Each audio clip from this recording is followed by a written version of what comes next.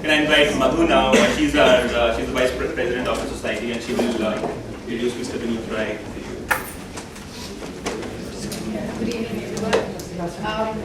Vineet has a lot of feathers in his cap, and I'll just take the liberty of mentioning a few.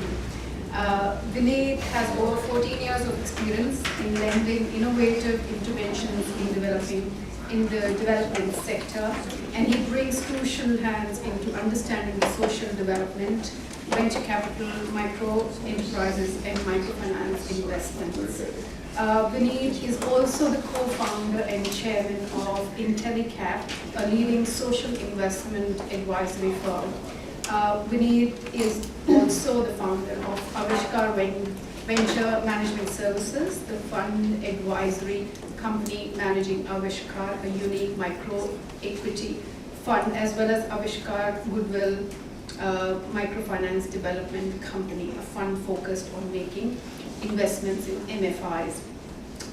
Vineet is also been awarded Ashoka Fellowship in recognition of his contribution to the field of social entrepreneurship and life membership of XLRI Alumni Association. There may be big words in his bio, but I would like to say Vineet is a very, very simple person, and I think he just follows his passion and he speaks his mind. So, Vineet. Thank you.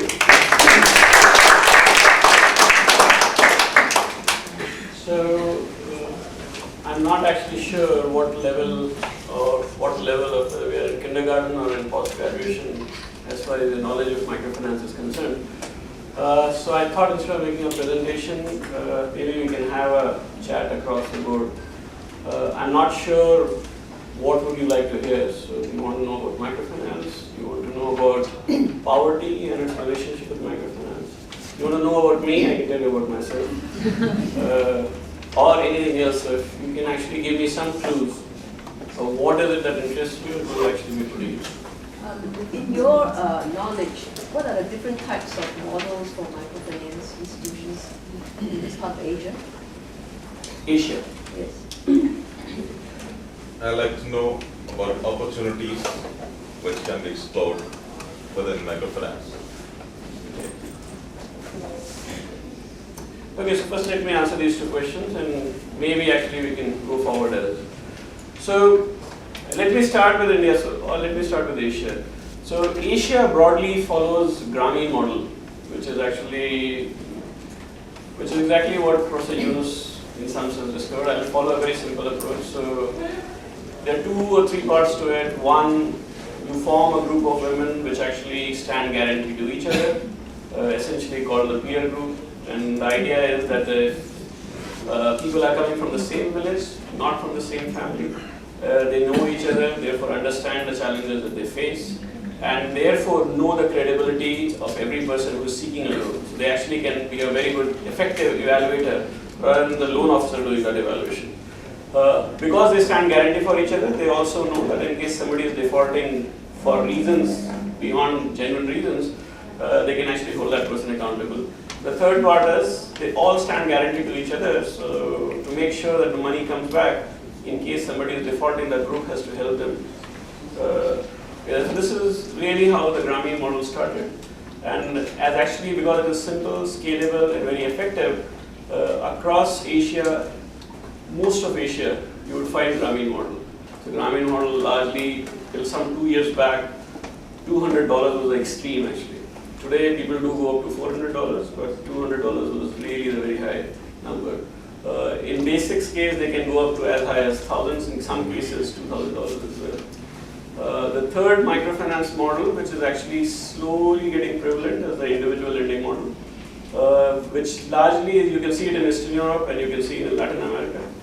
In India, it is slowly getting prevalent, and a large number of large top-end MFIs have around 10%, 12% of their portfolios now standing on individual lending.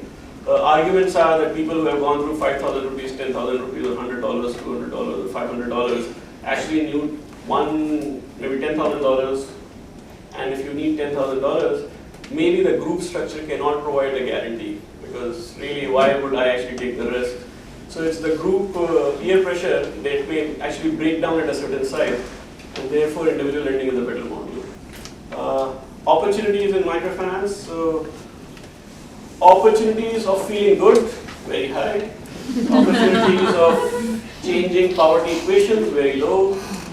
You really don't take people out of poverty. I actually equate microfinance to putting a man on a treadmill and putting a juice bottle in his mouth and making him run on the treadmill and hope that he gains weight. Obviously he won't.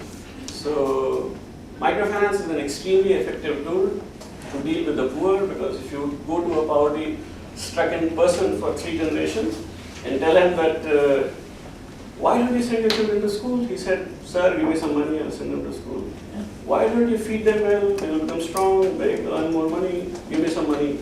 And then here a microfinance guy goes and says, hey, I'll give you money, do whatever you feel like.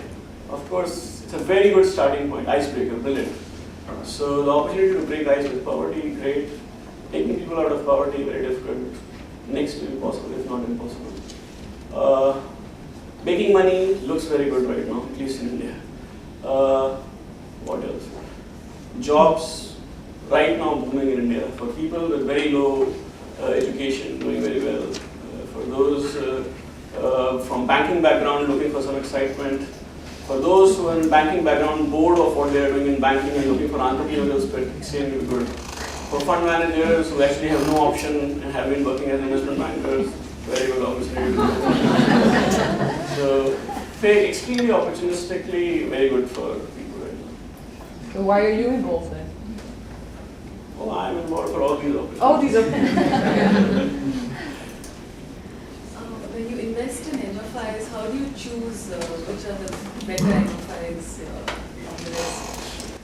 So we have a very straightforward philosophy. I raised my first fund on 2 hypotheses. One, that we will make Series A, or we will be the first investor, basically. So we're very proud of being the first investor. And the second thing we said is, and this was again a hypothesis, I said most of microfinance is in Andhra Pradesh. At that time, Karnataka was available as well. So we will go and pick those guys who are actually troubled by what they are doing in their banks and others, give them a little bit dose of entrepreneurship, provide them a little bit of support system, and give them some money and hope and pray they make a lot of money. So there has been a considerable talk about reducing the cost of capital, and this is an issue with Cambodia as well, is that in both the cases, the microfinance companies are not allowed to mobilize savings, which would be a significant factor in reducing the cost of capital. What is the issue with the Indian government as well as some of the other governments in taking deposits? I mean, with microfinance companies taking deposits, what's the issue? There's no issue. They're saying you have to be not-for-profit to have deposits. You're for-profit, don't take deposits. Or become a bank. So its position, they have had bad experience with non-banking financial companies taking deposits in the past. And regulators don't forget bad experiences. So they basically said, if you are in this legal form, don't take deposits. And they are trying to encourage different kinds of laws like correspondent banking, etc., which they have picked up from Latin America to introduce in India and try to actually learn from that and improve things. From the banking perspective, then again they made some certain amendments that they have disallowed non-banking financial companies to even pay correspondence to the bank as well. They also made a limitation that within 15 kilometers of the bank branch, which effectively means there is no correspondent.